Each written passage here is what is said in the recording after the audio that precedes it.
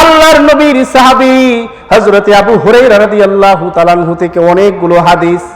মাহে রমাদানের আমাদের তো কোনো প্রস্তুতি নাই, আমরা তো মাহে রমজানের প্রস্তুতি নেই, পেটের প্রস্তুতি।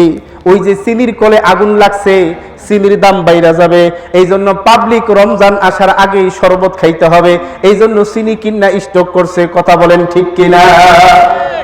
রমজান আসার আগে ছোলা কিনো, বুট কিনো, মুড়ি কিনো, পেঁয়াজ কিনো, বেসন কিনো, ডাল কিনো। আগে খাওয়ার চিন্তা, ইবাদতের চিন্তা আমাদের নাই। কথা ঠিক না ঠিক? আল্লাহ হেদায়েত দান করুক, বলেন আমিন। আমার ভাইরা, আমরা যেই কথাটা আপনাদেরকে বুঝাইতে চাই, রমজানের কদর, রমাদানের সম্মান আমরা দিতে পারি না, কিন্তু আসমানের মধ্যে রমাদানের যখন আগমনের বাতাস, রমাদানের যখন আগমনী বার্তা শুরু হয়, আল্লাহ রাব্বুল আলামিন আসমানের মধ্যে ফেরেশতাদেরকে নিয়ে একটা রমজানের পূর্ব প্রস্তুতি শুরু করেন। সুবহানাল্লাহ বলেন। আল্লাহর নবী, বিশ্ব নবী জনাবে মুহাম্মদুর রাসূলুল্লাহ সাল্লাল্লাহু আলাইহি ওয়াসাল্লাম বলেন, আল্লাহ রাব্বুল আলামিন আসমানের মধ্যে 6 ধরনের প্রস্তুতি, জোরে বলেন কয় ধরনের? 6 ধরনের প্রস্তুতি। মাহে রমাদানের আগমনী বার্তা শুরু হলেই আসমানের মধ্যে 6 ধরনের প্রস্তুতি গ্রহণ করেন। জোরে জোরে একটু বলেন না সুবহানাল্লাহ। আমার ভাইয়েরা, আমার সবাই একবারে শেষের দিকে গভীর মনোযোগ দিয়ে এই কয়েকটা কথা শুনেন। আল্লাহর নবী, বিশ্ব নবী বলেন, যখন মাহে রমাদান শুরু হয়, আল্লাহ রাব্বুল আলামিন মাহে রমাদানের খাতিরে আসমানের যত রহমতের দরজা আছে, রহমতের দরজা আল্লাহ রাব্বুল আলামিন তার বান্দার জন্য সমস্ত আসমানের রহমতের দরজাগুলো আল্লাহ খুলে দেন। সুবহানাল্লাহ বলেন। আল্লাহর নবী বলেন, ইযা জাআ রমাদান ফুতিহাত আবওয়াবুর রাহমাহ।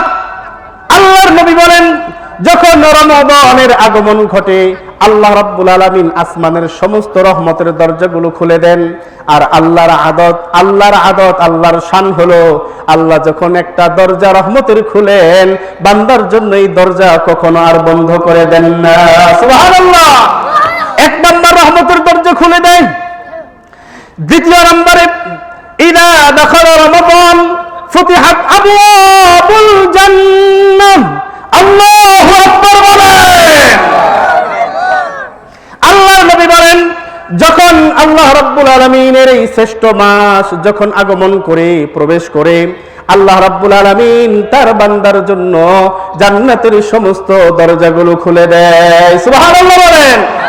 আল্লাহ রাব্বুল আলামিন যখন এই দরজাগুলো খুলে দেন, হাদিসের কিতাব সাক্ষ্য দেয়, আল্লাহর নবী বলেন, ফালাম ইউগলাক মিনহা বাবুন। আল্লাহ রাব্বুল আলামিন জান্নাতের আর কোন দরজা আল্লাহ রাব্বুল আলামিন পুরো মাহে রমাদানে আর বন্ধ করে রাখেন না। সুবহানাল্লাহ। আল্লাহর নবী বলেন, মাহে রমাদানের যখন আগমন ঘটে, প্রথমত আল্লাহ রাব্বুল আলামিন তার দয়া, তার মায়ার যত দরজা আছে, রহমতের যত দরজা আছে, সমস্ত দরজাগুলো আল্লাহ বান্দার জন্য উন্মুক্ত করে দেন। সুবহানাল্লাহ বলেন। আমার দিকে মনোযোগী হন, আমার কথা শেষ।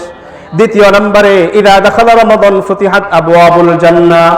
যখন আল্লাহ রাব্বুল আলামিনের এই শ্রেষ্ঠ মাস আগমন করে, আল্লাহ রাব্বুল আলামিন জান্নাতের সমস্ত দরজাগুলো বান্দার জন্য খুলে দেন। আল্লাহু আকবার বলেন।